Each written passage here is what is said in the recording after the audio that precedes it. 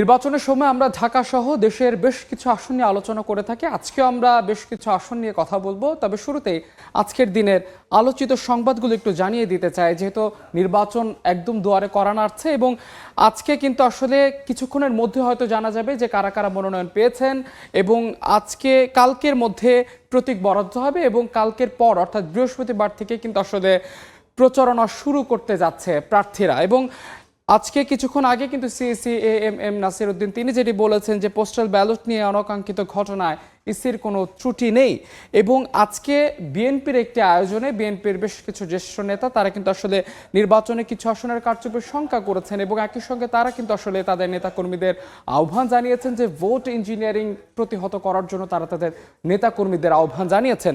এবং একই সঙ্গে আজকে জামাত একটি আয়োজনে ঢাকার একটি 5 তারকা হোটেলে জামাতের একটি আয়োজন ছিল এবং সেখানে জামাতের আমির কিন্তু একটি সুষ্ঠু নির্বাচনের প্রত্যাশা তিনি করেছেন এবং সেখানে কিন্তু তিনি যেটি বলেছেন যে ক্ষমতায় গেলে ন্যায় বিচারে কোনো ছাড় দেবে না জামাত। তো এই ছিল আজকের আলোচিত সংবাদগুলো।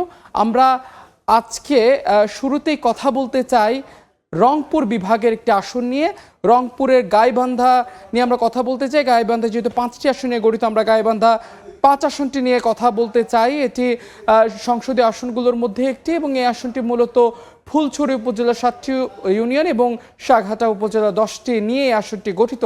এই আসনটি আসলে প্রতিদ্বন্দ্বিতাপূর্ণ একটি আসন হয়ে থাকে, বিশেষ করে এই আসনটিতে আসলে বেশ কিছু হেভিওয়েট প্রার্থী রয়েছেন এবং এই গাইবান্ধা আসনে আসলে মোট ভোটার রয়েছে 3,85,261 জন, যেখানে পুরুষ ভোটার রয়েছে 1,92,277 জন এবং মহিলা ভোটারও রয়েছে 1,92,981 জন, যেখানে তৃতীয় লিঙ্গের 3 জন ভোটার এই আসনে রয়েছে। আসনে মোট ভোট কেন্দ্র রয়েছে 146টি এবং ভোট কক্ষ রয়েছে 747টি এবং আসলে বেশ কিছু প্রার্থী আসলে আসনে প্রতিদ্বন্দ্বিতা করছেন। তো কারা আসলে আসনে জনগণের প্রতিনিধি হতে চাচ্ছেন আমরা একটু দেখতে চাই। এই আসনে আসলে বিএনপির পক্ষ থেকে লড়ছেন মোহাম্মদ ফারুক আলম সরকার। তিনি আসলে বিএনপির এই গাইবান্ধা জেলা বিএনপির সহসভাপতি হিসেবে দায়িত্ব পালন করছেন। একই সঙ্গে তিনি কিন্তু আসলে একাদশ জাতীয় সংসদ নির্বাচনেও তিনি প্রতিদ্বন্দ্বিতা করেছেন, কিন্তু সেই নির্বাচনে তিনি কিন্তু আসলে পরাজিত হয়েছেন এবং এই আসনে কিন্তু একজন বীর মুক্তিযোদ্ধা আসলে জামাতের পক্ষ থেকে লড়বেন। তিনি হচ্ছে মোহাম্মদ আব্দুল ওয়ারেস। তিনি গাইবান্ধা জেলা জামাতের সেক্রেটারি জেনারেল হিসেবে দায়িত্ব পালন করছেন। এই আসনে হাত পাখা প্রতীকে লড়ছেন মোহাম্মদ আজিজুল ইসলাম।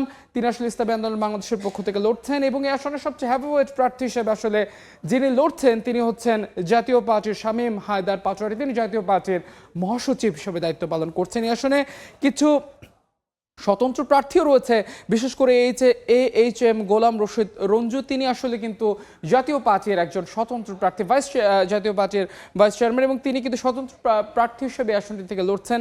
এবং আরেকজন প্রার্থী এখানে মোসাম্মদ রাহিলা খাতুন, তিনি একমাত্র নারী প্রার্থী হয়েছেন আসলে আসনটি থেকে এবং বিএনপির একজন বহিষ্কৃত সহসভাপতি অর্থাৎ সেই গাইবান্ধা জেলার একজন বহিষ্কৃত সহসভাপতি নাহিদুজ্জামান নিশাত, তিনি আসলে এই আসনটি থেকে লড়ছেন। তো আসলে এই আসনটি থেকে কিন্তু বেশ কিছু প্রার্থী যেহেতু লড়ছেন, এরই মধ্যে আসলে আসনটি কিন্তু নির্বাচনের আমেজ কিন্তু জমজমাট হয়ে উঠেছে এই আসনে। আমরা আসনটি থেকে আরো বিস্তারিত জানবো, এর আগে দেখছেন নির্বাচনের সময়।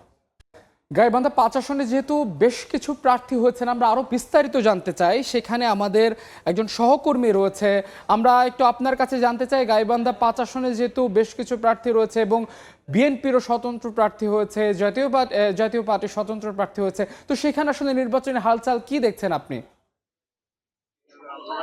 ত্রয়োদশ যে জাতীয় সংসদ নির্বাচন, এই সংসদ নির্বাচনে গাইবান্ধার যে 5টি আসন রয়েছে, এই 5টি আসনের মধ্যে কিন্তু এখন সবচেয়ে আলোচনায় এসেছে গাইবান্ধা 5 আসন। কেননা এই 5 আসনে কিন্তু আমরা দেখছি যে সকল দলের প্রার্থী কিন্তু এই আসনটিতে নির্বাচনে অংশগ্রহণ করেছে।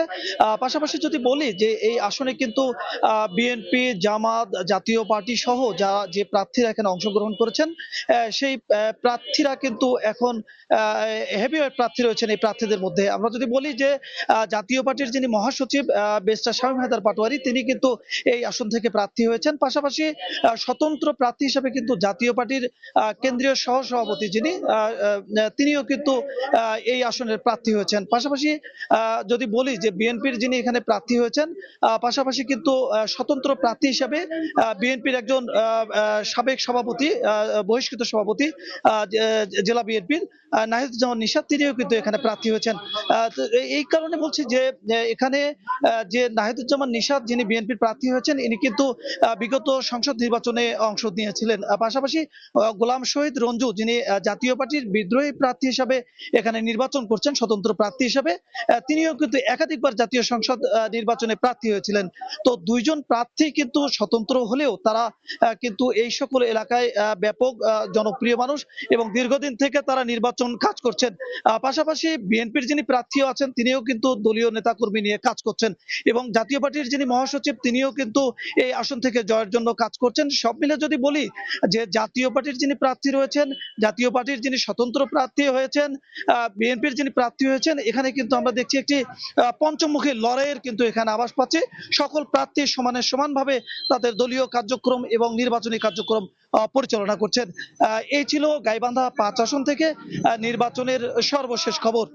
বিপ্লব, আপনাকে অসংখ্য ধন্যবাদ। সহকর্মী বিপ্লব যেটি জানাচ্ছিলেন দলীয় প্রার্থী পাশাপাশি স্বতন্ত্র প্রার্থী, তিনি যেটি বলছিলেন যে পঞ্চমুখী একটি লড়াইয়ের আভাস কিন্তু গাইবান্ধা ৫ আসন থেকে পাওয়া যাচ্ছে।